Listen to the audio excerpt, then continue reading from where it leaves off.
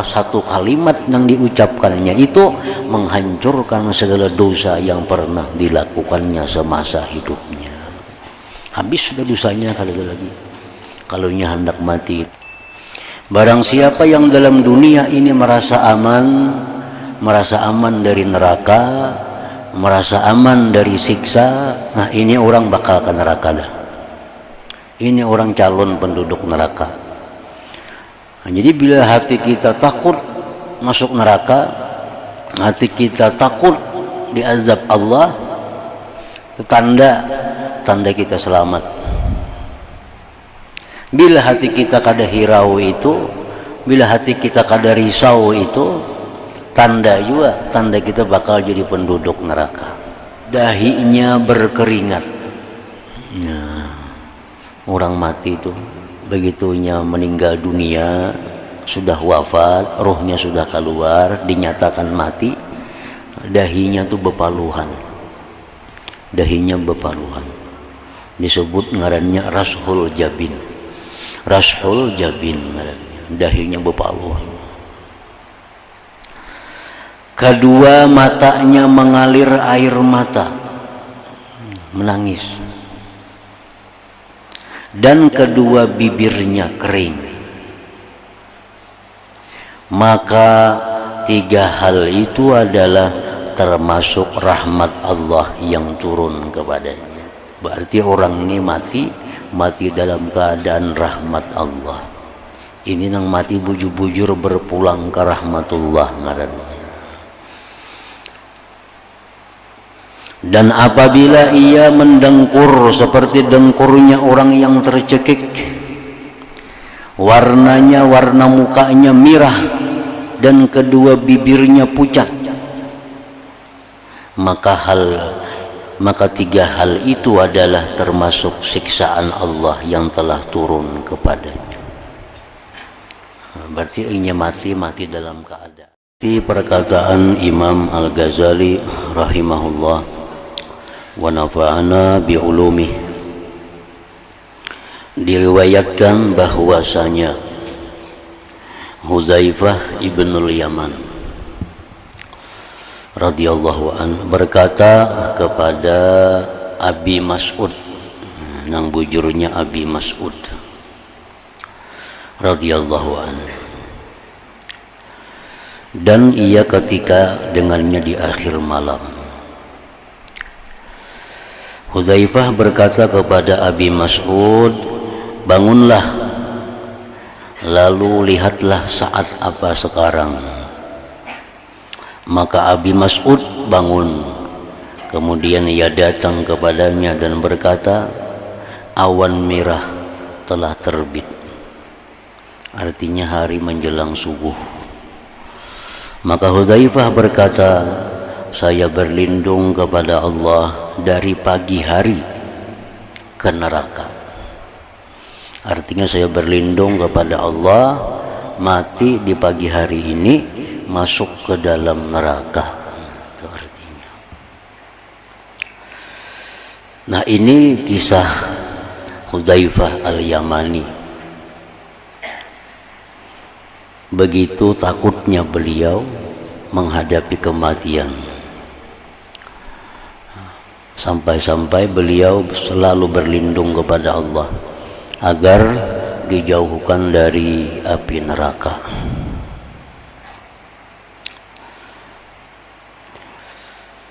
Padahal Huzaifah Al-Yamani ini termasuk sahabiyun jalil, termasuk sahabat yang besar, yang digelar dengan sahibu sirri Rasulullah sallallahu alaihi wasallam, yang digelar dengan sahabat yang mempunyai rahasia Rasulullah, Huzaifah Al-Yamani. Dan Huzaifah ini diberi keistimewaan bisa mengetahui hati seseorang yang mukmin dan yang munafik. Ini khusus diberikan Rasulullah kepada Huzaifah. Nah, kan di Madinah itu banyak orang munafik.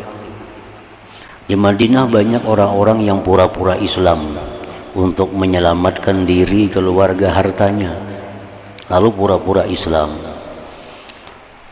Sembahyang, umpat ke masjid, umpat bayar zakat, umpat juga orang hari raya, umpat puasa, tapi hatinya kafir.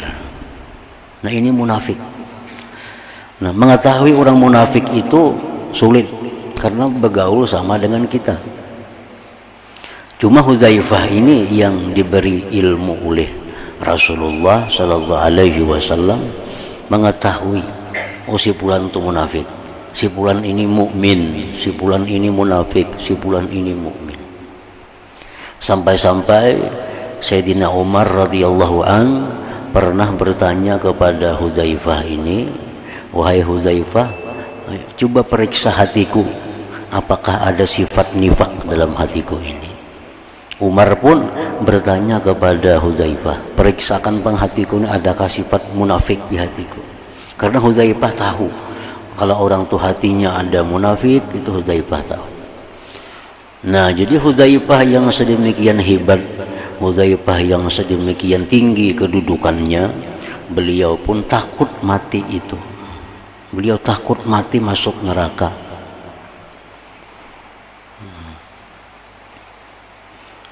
Jadi mestinya orang-orang yang macam kita tentu lebih takut lagi mestinya. Orang macam Hudzaifah itu ketakutan mati masuk neraka, padahal orang yang hidup semasa dengan Rasulullah, orang yang diberi kepercayaan oleh Rasulullah, tetap takutan mati kalau masuk neraka. Jadi kita nang jauh lawan Rasulullah, kada punya keistimewaan apa-apa diberi Rasulullah, nah, mestinya lebih takut lagi dari Hudzaifah terhadap mati dimasukkan ke dalam neraka itu.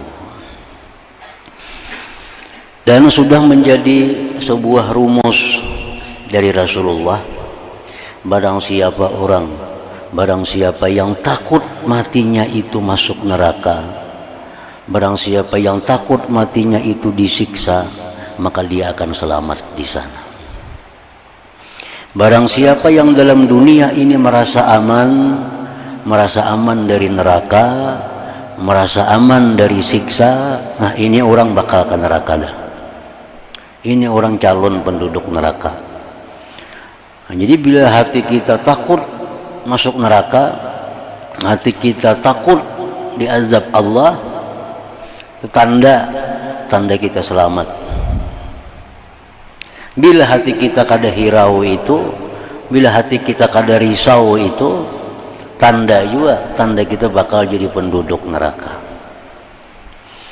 Nah, sebab kalau kita takut dengan masuk neraka itu, kita selalu menjaga diri dari maksiat, menjaga diri dari hal-hal yang dimurkai Allah.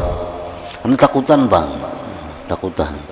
banyak berdoa mudahan selamat dari neraka, banyak berdoa mudahan husnul khatimah. Nah, ini alamat-alamat orang yang ahli surga. Kalau kada menghiraukan dengan neraka, lalu perbuatannya ini kada tak kontrol, berdoa supaya jangan masuk neraka itu bilang kada ada berdoa, paling berdoa umpat orang aroh aja. Ada orang aroh berdoa selamat, terbuat selamatkan dari neraka aja, amin. Paling itunya. Berdoa seorang kada bisa.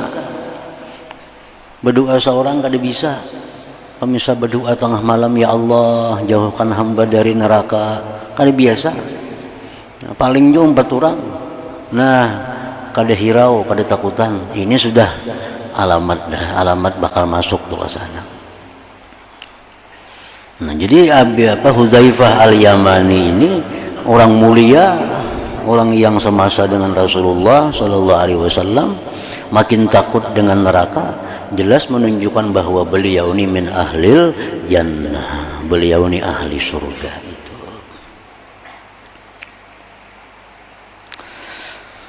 Marwan, salah seorang khalifah, masuk menghadap mailangi, artinya kepada Abu Hurairah radhiyallahu anhu. Abu Hurairah sudah sakit-sakitan, Marwan ini ya macam kayak presiden lah,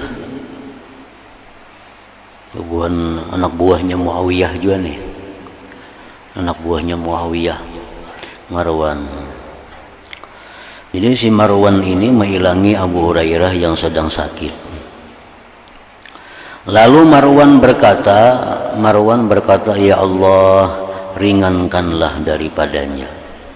Ini doa kepada Allah, ya Allah, ringankanlah Abu Hurairah ini. Artinya menghadapi kematian dan selanjutnya. Maka Abu Hurairah berkata, ya Allah, keraskanlah. Jadi artinya Marwan ini berdoa kepada Allah agar Abu Hurairah diberi keringanan menghadapi kematian, diberi keringanan menghadapi sesudah kematian. Abu Hurairah menjawab, urusan itu adalah urusan yang sangat berat. Artinya Allahumma sydud, ya Allah, ini urusan yang berat. Menghadapi kematian, sesudah kematian, itu urusan yang sangat berat. Kemudian Abu Hurairah menangis dan berkata, demi Allah, saya tidak menangis karena sedih atas dunia. Ujar Abu Hurairah, aku menangis bukan karena meninggalkan harta kada. Yang mana umumnya orang kaya itu menangis meninggalkan harta. Orang kaya itu menangisnya hendak mati. Ngapa nangisakannya? Banyak yang ditinggalkannya. Itu kalau orang kaya itu mati menangisnya.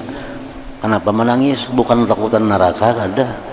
Banyak yang ditinggalkannya, motor berapa biji, rumah berapa biji, siapa kena menggenainya, siapa kena mendiami, itu yang ditangisakannya.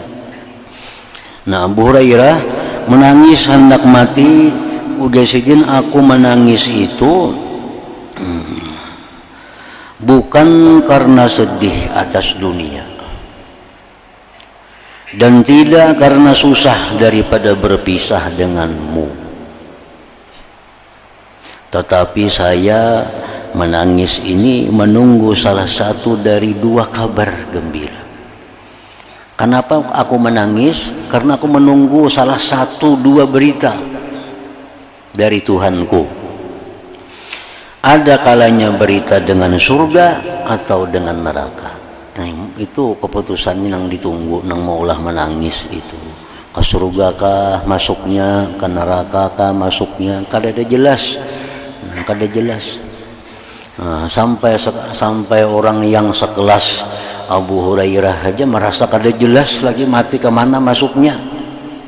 Padahal Abu Hurairah ini orang yang dikenal dalam dunia Islam sebagai sahabat yang paling banyak merawikan hadis dari Rasulullah Sallallahu Alaihi Wasallam. Paling banyak hadis yang meriwayatkan dari Nabi itu Abu Hurairah. Dan tercatat dalam sejarah Islam. Artinya beliau ini paling banyak dapat ilmu dari Nabi, banyak mencatat ilmu dari Nabi. Nah, orang yang macam sidin pun masih kada ada juga kepastian ke mana matinya, ke surga atau ke neraka. Padahal orang-orang yang beriman, orang-orang yang beriman tuh, yang hidup semasa Nabi, yang sering ranjak melihat wajah Nabi dengan penuh cinta, yang sering melihat wajah Nabi dengan penuh hormat, yang sering bersama-sama Nabi, ini boleh dipastikan sudah ahli surga sudah sebenarnya. Orang-orang, jangankan orang itu, andai kata kita sekarang ini melihat Nabi yaqzatan pada waktu bangun, misal kita melihat Nabi nih, itu boleh sudah dikatakan bahwa kita ini termasuk ahli surga sebenarnya. Tetapi orang yang macam ini kayak Abu Hurairah, orang yang berapa tahun bergaul dengan Nabi, kemana Nabi umpat, makanya banyak dapat hadis Nabi. Sidin pun kadang merasa aja mati itu bakal ke surga, merasa kada tentu juga ke surga mati.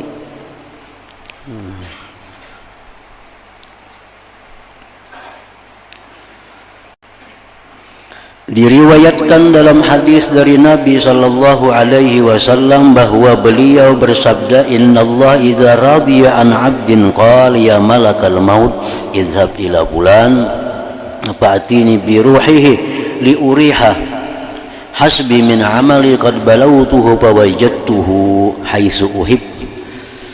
Fayanzilu malakul maut wa ma'ahu 500 minal malaikah wa ma'ahum qadbanur raihan wa usuluz za'faran kullu wahid minhum yubashshiruh bi bisyarati wa bisyarati sahibih wa taqumul malaikat saffain li khuruji ruhi ma'ahumur raihan fa idza nadhara ilaihim iblis wada'a yadahu ala ra'si summa sarakh qala fayaqulu lahu junuduhu ma lak ya sayyidana fayaqul ama tarawna ma'uti hadzal 'abdu min al-karama aina kuntum min hadza qalu qad jahadna bih fakana ma'suma.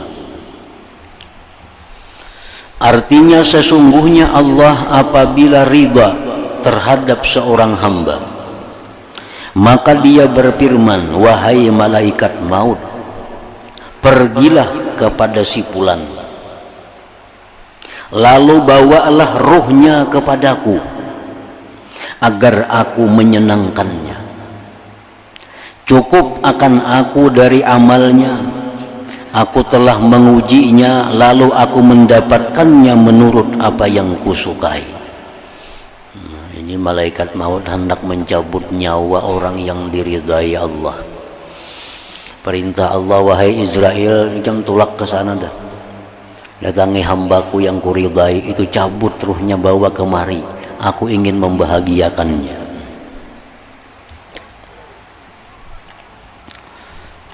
Maka malaikat maut turun dan bersamanya 500 malaikat, dan bersama mereka batang-batang yang harum dan akar za'faran. Masing-masing dari mereka memberi kabar gembira kepadanya dan berita gembira selain berita gembira temannya. Malaikat berdiri dengan 2 saf untuk keluar rohnya, yang bersama mereka bau-bau yang harum. Maka apabila iblis memandang kepada mereka, maka ia meletakkan tangannya di atas kepalanya, kemudian ia berteriak. Iblis kesal, iblis kecewa melihat ini hamba Allah begitu wafat disambut oleh ratusan malaikat dengan bau yang harum. Iblis berpicik kepala, meletakkan tangannya di atas kepalanya dan berteriak.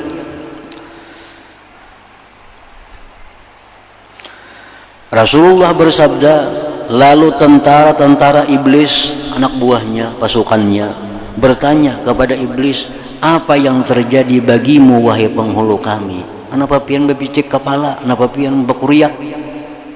Iblis menjawab, apakah kamu tidak melihat apa yang diberikan Allah kepada hamba ini daripada kemuliaan? Di mana kamu dari orang ini? Kamu kada tahu kah orang ini? Kada digoda kayaknya semasa ini hidup? Kada diganggu kah semasa ini hidup? Sehingga dia bisa mulia di sisi Allah. Mereka menjawab, anak buahnya ini menjawab, kami telah bersungguh-sungguh menggodanya. Kami sudah seringkali menggodanya, mengganggunya supaya jangan takwa kepada Allah. Kami sudah berkali-kali menggodanya agar maksiat kepada Allah. Maka dia adalah orang yang dipelihara Allah. Artinya kami menggoda kada mampan, kami rayu kada mampan, karena dia sudah dipelihara oleh Allah Subhanahu wa ta'ala. Nah, jadi artinya bahwa orang-orang yang diridai Allah itu apabila malaikat maut datang mencabut nyawanya, maka malaikat maut itu membawa rombongan dari malaikat untuk menyambut rohnya tadi, membawa ke hadirat Allah Subhanahu wa ta'ala.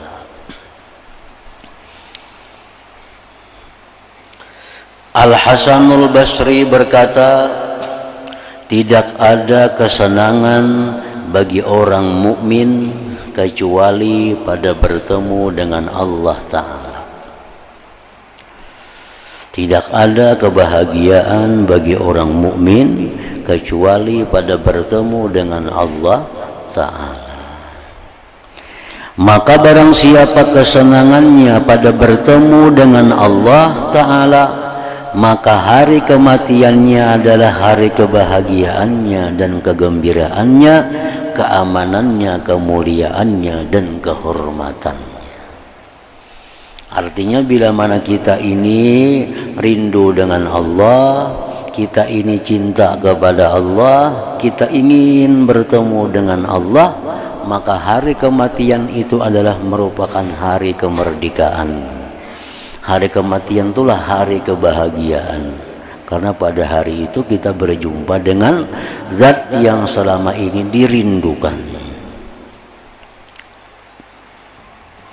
Dikatakan kepada Jabir bin Zaid ketika akan wafat, apa yang akan kamu inginkan? Ujar nang maharagu nang memelihara menjaga Jabir nih waktu sedang sakit. Wahai Jabir, pian hendak apa? Pian hendak apa? Jabir menjawab, memandang kepada Al-Hasan. Aku hendak bertemuan Hasan Basri maksudnya. Maka ketika Al-Hasan masuk kepadanya, maka dikatakan kepadanya, ini Al-Hasan. Wahai Jabir, ini sudah datang Hasannya. Nang pian hendak bertemuan lawan sidin, ini sudah ada sidinnya Al-Hasan. Lalu Jabir mengangkat pandangannya kepada Al-Hasan, kemudian ia berkata, wahai saudara kami, wahai saudara kami Hasan, ini saat demi Allah di mana saya berpisah denganmu ke neraka atau ke surga.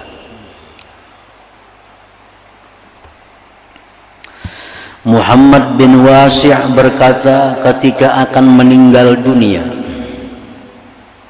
wahai saudara kami,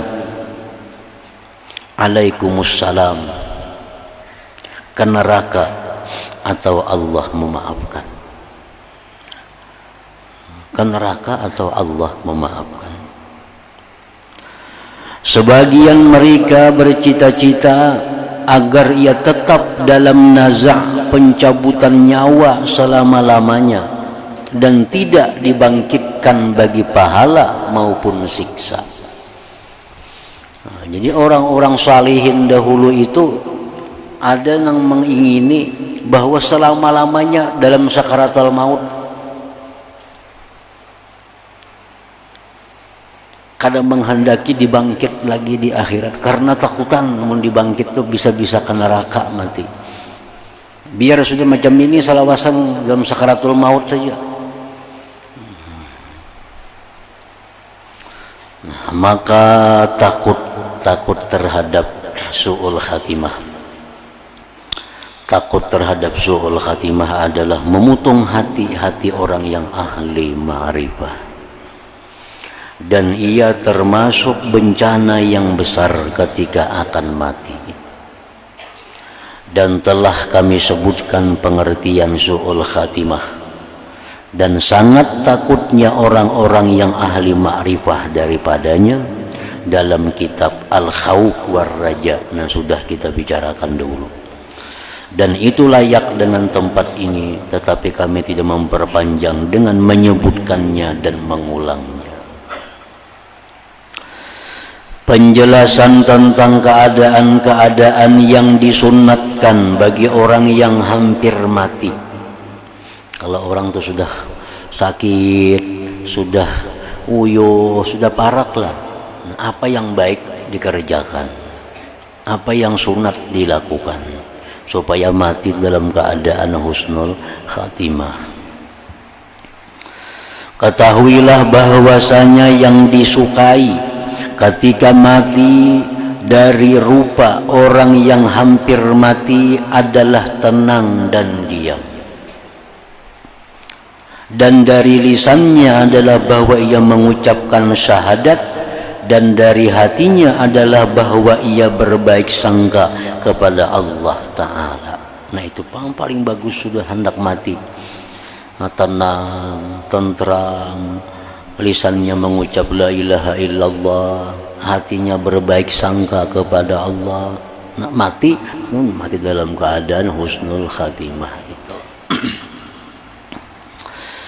Adapun rupa, maka telah diriwayatkan dari Nabi sallallahu alaihi wasallam bahwa beliau bersabda, urqubul maita inda salasin idza rashaha jabinuh wa dama'at aynah wa yabisat syafatah fahiya mir rahmatillahi qad nazalat bih wa idza ghatta ghatital makhnuq wa ahmarra launuh wa arbadat syafatah fahuwa min azabillah qad nazala bih. Artinya, perhatikanlah, ujar Nabi ini, perhatikanlah orang yang meninggal di sisi 3 hal. Artinya orang yang meninggal itu perhatikan 3 perkara, yaitu apabila dahinya berkeringat. Nah, orang mati itu begitunya meninggal dunia, sudah wafat, rohnya sudah keluar, dinyatakan mati, dahinya tuh bepaluhan, disebut ngarannya rashul jabin ngarannya, dahinya bepaluhan. Kedua, matanya mengalir air mata, menangis. Dan kedua, bibirnya kering. Maka 3 hal itu adalah termasuk rahmat Allah yang turun kepadanya. Berarti orang ini mati dalam keadaan rahmat Allah. Ini nang mati bujur-bujur berpulang ke rahmatullah ngarannya.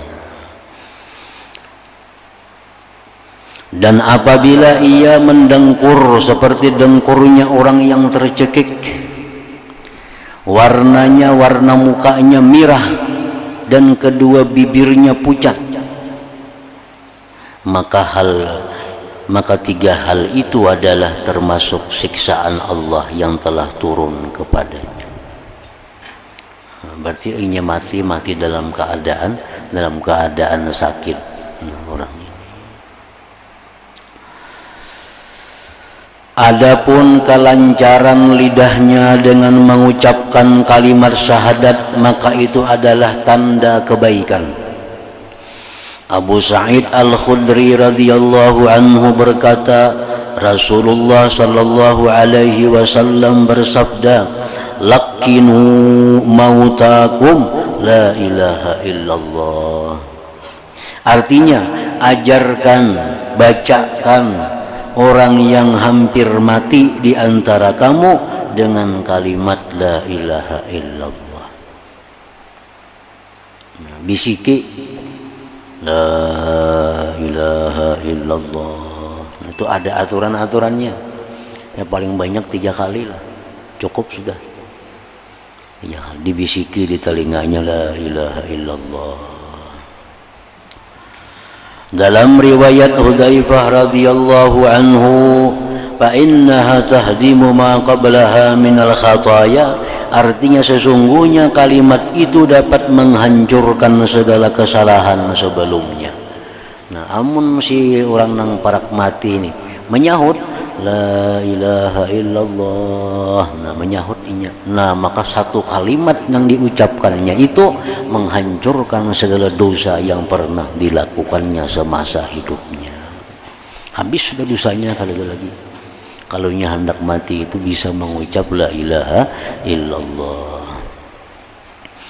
Utsman radhiyallahu anhu berkata, Rasulullah sallallahu alaihi wasallam bersabda, "Man mata wa huwa ya'lam an la ilaha illallah dakhalal jannah." Artinya barang siapa yang meninggal dan ia meyakini bahwa tidak ada Tuhan selain Allah, niscaya ia masuk surga. Ubaidullah berkata, "Wa huwa yashhad." Artinya dan dia bersaksi. Utsman radhiyallahu anhu berkata, apabila orang yang akan mati hampir mati, maka ajarkanlah, bacakanlah kepadanya kalimat la ilaha illallah. Karena sesungguhnya tidaklah seseorang hamba yang diakhiri dengan kalimat tersebut ketika akan mati, melainkan adalah kalimat itu bekalnya menuju surga. Umar radhiyallahu anhu berkata, datangilah orang-orang yang akan mati di antara kamu. Artinya mun ada kita nara kabar si fulan sakarat, si fulan banget, nah datangi. Dan ingatkanlah mereka, maka sesungguhnya mereka melihat apa yang tidak kamu lihat. Nah, orang sakarat tuh melihat yang kada kita lihat. Ya, malaikat-malaikat melihat malaikat maut, melihat macam-macam dilihatnya. Maka sesungguhnya mereka melihat apa yang tidak kamu lihat, dan ajarkanlah mereka dengan kalimat la ilaha illallah. Abu Hurairah radhiyallahu anhu berkata, saya mendengar Rasulullah sallallahu alaihi wasallam bersabda, hadara malakul maut rajulan yamut fanadhara fi qalbihi falam yajid bihi syai'a fafakka lahyaihi fawajada tarafa lisanih lasikan bihanakih yaqulu la ilaha illallah faghufira lahu bikalimatil ikhlas. Artinya malaikat maut mendatangi seorang laki-laki yang akan mati. Lalu ia melihat di dalam hatinya, maka ia tidak mendapatkan sesuatu di dalamnya. Lalu ia membuka kedua tulang dagunya, maka ia mendapatkan ujung lisannya menimpil dengan langit-langit mulutnya, seraya mengatakan la ilaha illallah. Maka diampuni baginya karena kalimat ikhlas itu.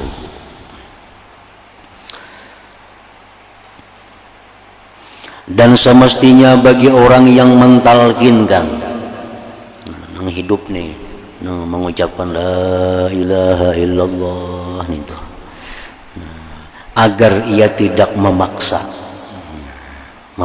dalam talqin. Jangan memaksakan supaya menyahut tuh, jangan. La ilaha illallah dipaksakan supaya nang garing ini menyahut, jangan dipaksa. Kita disuruh cuma membacakan, nah, disuruh membacakan di telinganya la ilaha illallah. Jangan dipaksa, baca lah, kasih baca, ada usah dipaksa-paksa itu, cukup dibacakan aja. Akan tetapi ia berlemah lembut, karena kadang-kadang lisan orang yang sakit tidak dapat berbicara. Lalu sulit atas yang demikian, dan talqin membawa kepada memberatkannya. Namun dipaksa-paksa itu menyulitkan inya dan ketidaksukaannya kepada kalimat tersebut. Nah, ini sakitnya orang sakit dipaksa-paksa membaca kalimat itu, khawatir kalau dia benci kepada kalimat itu, nah dikhawatirkan itu.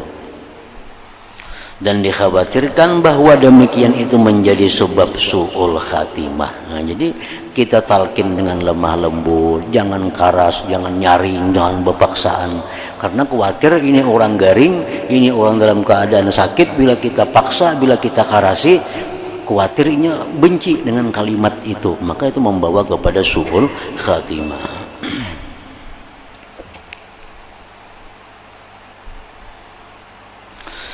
Hanya saja makna ini kalimat adalah bahwa seseorang mati dan tidak ada di dalam hatinya sesuatu selain Allah.